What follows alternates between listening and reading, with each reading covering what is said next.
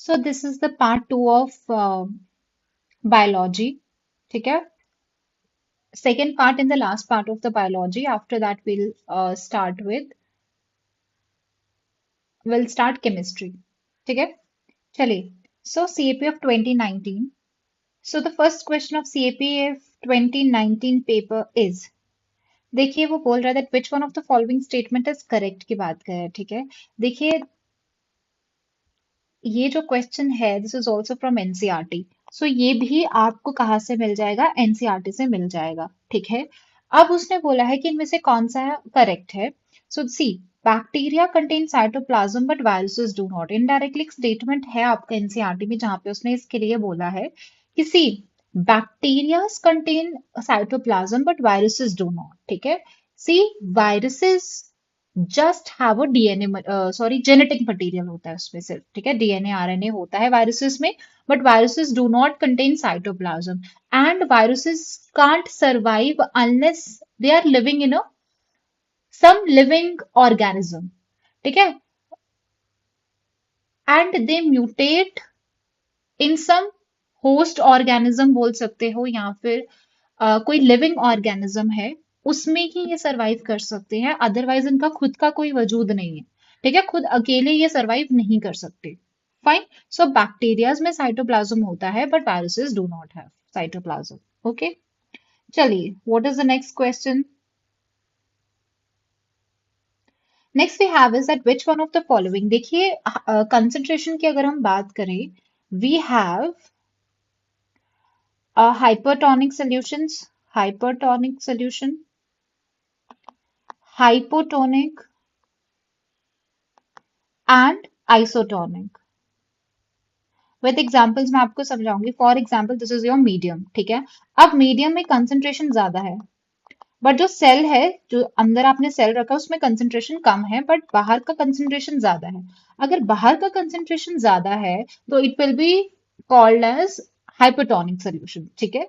If the medium surrounding the cell has maximum concentration than the cell or has higher concentration than the cell, so the cell will gain water or cell will swell हो जाएगा वो. ठीक है. और इसको आप क्या बोलोगे? Hypotonic solution. What is hypotonic? Hypotonic होता है इसका ऑपोजिट. ठीक है.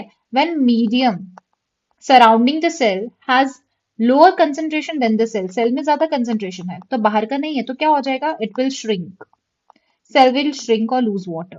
But what happens in isotonic solution? Same concentration है, so it won't swell, it won't shrink. Fine. Now अब इसमें अगर हम देखें तो यूपीएससी ने, आई डोंट नो व्हाई ये आंसर डी दिया है, बट मैंने बहुत बार ये क्वेश्चन पढ़ा है, बहुत बार रीचेक भी किया.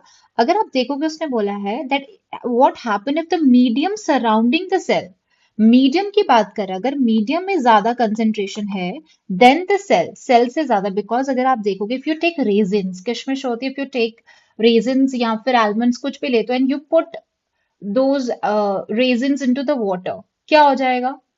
अब रेजिन्स में तो है ही नहीं है, पानी नहीं है उसमें. ठीक है ना, कम है उसमें concentration, so it will swell. वो स्वेल हो जाएगा बिकॉज बाहर का कंसेंट्रेशन ज्यादा था.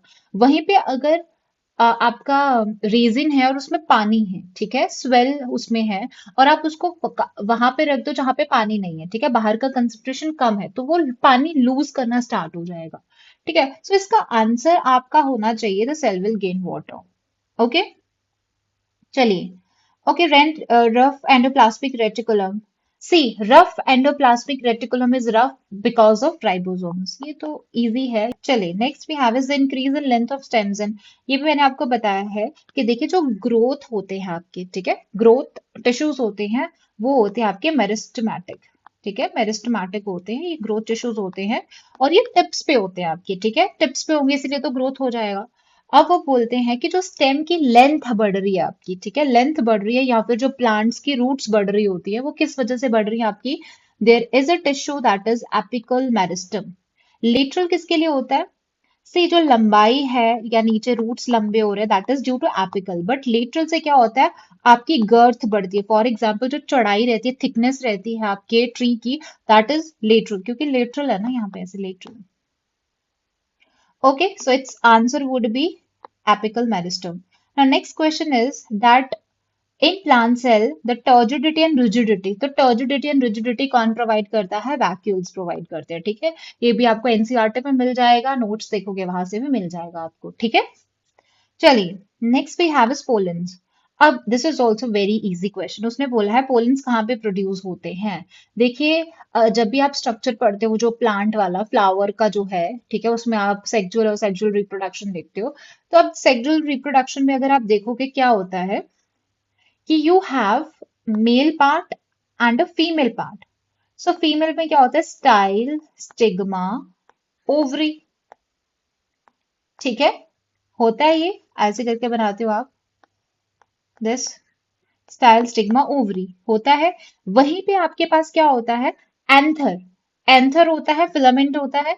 सो these are the male parts, तो ये मेल पार्ट्स होते हैं। फाइन, सो उसने बोला है पोलेंस कहाँ पे प्रोड्यूस होंगे? एंथर पे होंगे। ओके, तो इकोनॉमिक्स का है। चलिए, next is bending of shoot of the plant towards the light. Light के टुवर्ड्स, अगर आप देखिए this is the plant for example, ठीक है, ये प्लांट है एंड ये इसके रूट्स हैं नीचे। अगर ये प्लांट जो है वो सन की तरफ बेंड कर रहा है, so it will be known as positive phototropism. हो गया, फोटो का मतलब क्या है? लाइट, मतलब लाइट की तरफ अगर वो बेंड कर रहा है, ठीक है, then it is known as phototropism. But वहीं पे जो इसकी रूट्स होती हैं, क्या होती हैं? प्लांट्स की रूट्स होती हैं, वो ऑपोजिट साइड्स में जाती है, मतलब अवे जाती है फ्रॉम द सनलाइट, तो उसको क्या बोलते हैं? नेगेटिव। सो अगर आपको एग्जाम्पल के लिए पूछता है लाइक कि जो प्लांट्स की shoots होती हैं that bends towards the sunlight, it means that it's a positive phototropism, and the roots that move away from the sunlight, it is known as negative phototropism. Fine, so answer would be B part. Now what is photonasty? Photonasty क्या होता है ये? See, अगर आप पढ़ रहे हो ना PYQs, if you are studying PYQ, then you need to study its options also. So if you see the first option, that is photonasty. So what is photonasty? You see there are some flowers that blossom during the sunlight and during night क्या होता है कि वो petals बंद हो जाते हैं, ठीक है। So that is a movement of the petals, जो petals का movement होता है, ठीक है, दैट इज फोटोनेस्टी, ठीक है। सनलाइट आया तो वो खिल जाते हैं और जब नाइट होता है तो वो मुरझा जाते हैं, ठीक है। बहुत सारे आपने फ्लावर्स देखे होंगे। So that is due to photonasty. Now what is photoperiodism? Photoperiodism क्या होता है कि जो आपके डे का ड्यूरेशन होता है वो वैरी करता है। कभी डे बड़ा होता है, कभी डे छोटा होता है। जैसे सर्दियों में आपका डे जो होता है वो छोटा रहता है, गर्मियों में ज्यादा। तो उसके अकॉर्डिंगली क्या करते हैं प्लांट्स? एडजस्ट करते हैं, ठीक है। जैसे कि फ्लावर ब्लॉसम कर रहे हैं, सो दैट इज फोटो पीरियोडिज्म, ठीक है। चलिए, what is the next part? देखिए, एपिडर्मल सेल्स, ये भी मेरे नोट्स में अच्छे से हैं। तो देखिए, मेरे पास इतना टाइम नहीं कि मैं आपको पढ़ा पाऊँ ये सब चीजें। अगर मेरे पास कभी टाइम हुआ तो मैं साइंस आपको अच्छे से पढ़ा दूंगी, ठीक है। बाकी एपिडर्मल सेल्स क्या होते हैं आपके, ठीक है। मैंने एनसीईआरटीज में डायरेक्ट है ये कि जो एपिडर्मल सेल्स होते हैं जो आपके स्किन में होते हैं, कौन से होते हैं? जो स्किन में होते हैं वो आपके लेयर्स में होते हैं और फ्लैट होते हैं। क्या होते हैं? लेयर्स में होते हैं और फ्लैट होते हैं। एंड उनके बीच में स्पेस बहुत कम रहता है, मतलब स्पेस नहीं रहता। फॉर एग्जाम्पल, अगर आप अपनी भी स्किन देखोगे तो उसके नीचे एक और लेयर होगी, उसके नीचे एक और लेयर होगी, उसके नीचे एक और लेयर होगी, ऐसा ही होगा आपके। तो वो फ्लैट रहते हैं। वहीं पे आपका जो रूट्स होती है उसमें क्या होते हैं? हेयर्स होते हैं, रूट हेयर्स होते हैं। क्यों होते हैं? उससे एब्जॉर्प्शन का जो सरफेस एरिया होता है वो बढ़ जाता है, उस वजह से होते हैं, ठीक है। Next is phreatophytes. तो phreatophytes are the plants adapt होते हैं टू ग्रो इन, कहाँ पे होते हैं ये? एरिड एनवायरमेंट्स में होते हैं, ठीक है। जो जीरोफाइट्स होते हैं वो भी आपको वहां पे मिल जाएंगे एरिड वगैरह में। ओके, ये जो है आपका कॉलन ट्रेटा वाला है। ये भी मैंने जो किंगडम वाला, फाइलम किंगडम वाला प्रॉपर है उसमें ही सारा का सारा कवर है। तो उसमें यू विल गेट सी, सी, ये जो कॉलन ट्रेटा है यहाँ पे, ठीक है, ये उसकी कैरेक्टरिस्टिक्स आ गए और ये इसकी एग्जांपल्स आ गए। सो हाइड्रा, सी एनेमन और कॉरल्स, ठीक है। So answer would be hydra and sea anemone, ठीक है। सो सब का सब एनसीईआरटी से था, कुछ बाहर से नहीं था। नेक्स्ट है 2018। उसने क्या बोला है about proteins in mammalian cells? Proteins के बारे में बोला है कि proteins in mammalian cells are synthesized in cell membrane. Proteins in mammalian cells are not synthesize, synthesize ही नहीं होता है। Proteins in mammalian are synthesized in rough endoplasmic reticulum. This is right. जब भी हम रफ एंडोप्लाज्मिक पढ़ते हैं, rough endoplasmic reticulum is rough because of ribosomes, ribosomes की वजह से वो रफ रहता है। एंड काम क्या है उसका, प्रोटीन्स को सिंथेसाइज करना या फिर एंजाइम्स को भी सिंथेसाइज करना, ठीक है, प्रोड्यूस करना। सो दैट इज, यहाँ पे आ जाएगा ये आंसर, ठीक है। चलिए next is which one of the following. Now ये जो क्वेश्चन है ये थोड़ा सा डिफिकल्ट बोल सकते हो, बिकॉज हो सकता है कि आपने ये सब चीजें नहीं पढ़ी होंगी, but I think you will get this in your NCERT, ठीक है। तो इसमें क्या होता है कि ये जो कैल्शियम प्लस प्लस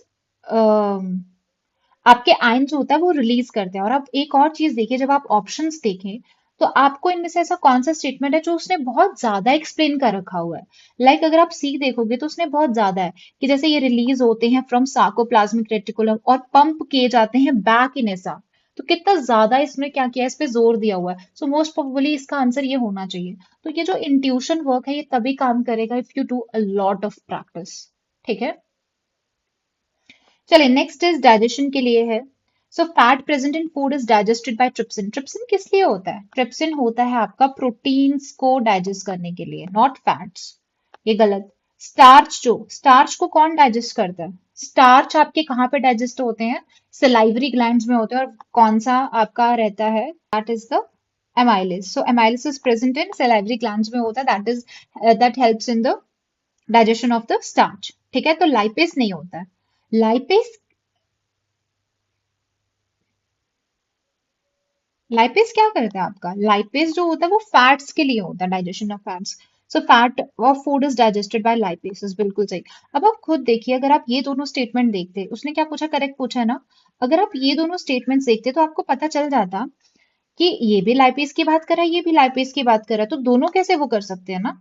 ये भी तो हो सकता है कि स्टार्च को भी लाइपेस कर रहा है और फैट्स को भी लाइपेस कर रहा है, तो ऐसा तो नहीं हो सकता। इसका मतलब इन दोनों में से कोई आंसर सही होना चाहिए, ठीक है। तो आप ऐसे भी सोच सकते थे, but it's a very easy question, तो ये तो पता है। अमाइलेज मैंने आपको बता दिया स्टार्च करता है, ठीक है। Let's move to next question. Okay, photosynthesis जो होती है by green plants, carbon dioxide is use for making carbohydrates. तो कार्बन डाइऑक्साइड वो यूज करता है, कार्बोहाइड्रेट बनाता है, बिल्कुल सही है। During photosynthesis plant use oxygen. Oxygen लेते हैं कि वो देते हैं? तो ये तो गलत हो गया। Carbohydrate generated by plants come from soil. Soil से आता है वो कार्बोहाइड्रेट? बिल्कुल नहीं। जो कार्बोहाइड्रेट जनरेट होता है वो कहाँ से आता है? यूरिया से आता है? नहीं। सो answer would B A part. Easy. चलिए नेक्स्ट क्वेश्चन है अपने पास, ट्रांसपोर्ट मैकेनिज्म है। वो बोल रहा है that diffusion of ions in small molecules across cell membrane require energy. जब भी डिफ्यूजन होता है उसके लिए एनर्जी चाहिए रहता है। अच्छा ठीक है। एक्टिव ट्रांसपोर्ट ऑफ आयंस, जो भी आयंस का ट्रांसपोर्ट होता है और जो small molecules across cell membrane against concentration, जो भी कंसंट्रेशन ग्रेडियंट है उसके अगेंस्ट अगर आपको जाना है तो यू वुड रिक्वायर एनर्जी ना। लगेगी कि नहीं लगेगी उसको? नेक्स्ट देखते हैं।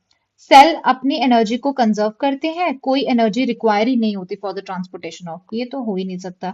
Sales do not transport ion, ये भी नहीं है। सो आंसर क्या आ जाएगा? अगर इन दोनों में से देखोगे तो ज्यादातर आपको किसमें लग रहा है कि सही होगा? So that would be this, कि अगर आपको कंसंट्रेशन ग्रेडियंट के अगेंस्ट जाना तो यू वुड रिक्वायर एनर्जी, है ना। चलिए इंसुलिन, इंसुलिन हार्मोन के लिए है। Insulin is a protein hormone which is not produced in body, बिल्कुल गलत। Insulin is a steroid hormone होता है? नहीं। Insulin is a cholesterol driven होता है क्या? नहीं। किस लिए दिया जाता है इंसुलिन? किसके लिए दिया जाता है? डायबिटिक पेशेंट्स के लिए। क्यों? Because it helps in regulation of the blood sugar level. So it's a protein hormone that is produce in human body, और कहाँ होता है? पैंक्रियाज में, ठीक है। चलिए done. Now let's move to 2017. Which one of the following is not decomposed by bacterial action? Bacteria से क्या चीज डिकम्पोज नहीं हो गया? Obviously plastic material, easy. Cadmium pollution किसकी वजह से होता है? कैडमियम पोल्यूशन की वजह से कौन सा डिजीज होता है? That is itai itai. Minamata किससे होता है? मर्क्यूरी से। फ्लोरोसिस किससे होता है? फ्लोराइड से होगा, ठीक है। ब्लू बेबी किससे होता है आपका? नाइट्रेट से होता है। एंड ये जो फ्लोरोसिस होता है वो किसको अफेक्ट करता है? तुम्हारे जो टीथ्स होते हैं ना उनको अफेक्ट करता है, ठीक है। चलिए next is which one of the following elements is present in green pigment. ये भी आपको एनसीईआरटी में मिल जाएगा, मैग्नीशियम है। और इसी क्वेश्चन को इन्होंने क्या कर दिया था बाद में, जो हम पढ़ रहे थे ना पिछले वीडियो में, मैंने आपको बताया मैक्रो न्यूट्रिएंट्स के लिए पूछा था, that which is which of the following is the macronutrient is useful for the plants or whatever, कुछ इस टाइप का था। तो उसने इसको एज अ मैक्रोन्यूट्रिएंट क्या कर दिया था, उसको पूछ लिया था। सो आंसर वुड बी मैग्नीशियम। ठीक है, चलिए नेक्स्ट वी हैव इज 2016 का फर्स्ट क्वेश्चन है। पहले साइंस के क्वेश्चंस बहुत कम आते थे, ठीक है।